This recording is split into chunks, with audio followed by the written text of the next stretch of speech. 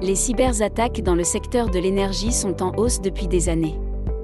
L'augmentation de la numérisation rend nos systèmes électriques plus complexes.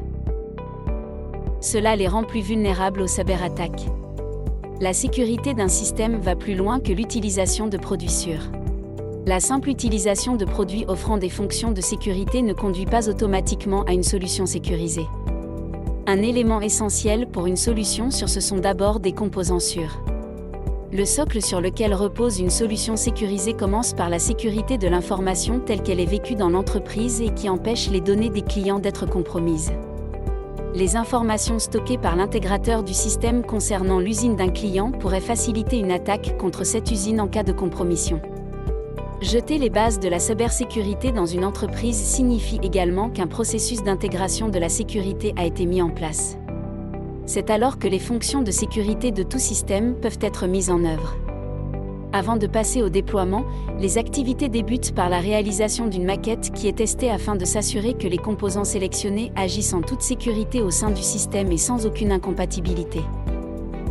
Les fonctions de sécurité peuvent être divisées en plusieurs sujets et parmi eux, les architectures sécurisées. Il s'agit de l'utilisation de firewalls pour isoler le système du monde extérieur. Le renforcement du système. Il s'agit de la configuration de manière sécurisée de tous ses composants. Cela inclut, en particulier, la désactivation de toutes les fonctions inutiles. De cette façon, la surface d'attaque du système est réduite. Le contrôle d'accès et la gestion des comptes. De façon classique, la connexion au système et l'attribution des droits qui correspondent au rôle du salarié. La journalisation et la surveillance de la sécurité.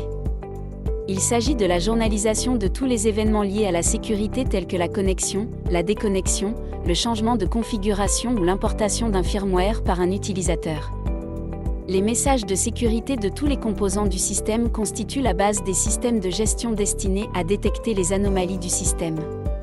La gestion des correctifs de sécurité. Pour tous les composants logiciels utilisés dans un produit ou une solution, la gestion des correctifs de sécurité comprend les éléments suivants. La surveillance et la classification des vulnérabilités. Vérifier les correctifs disponibles.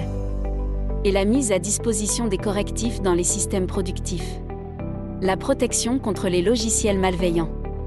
Les antivirus classiques pour les systèmes d'exploitation Microsoft Windows.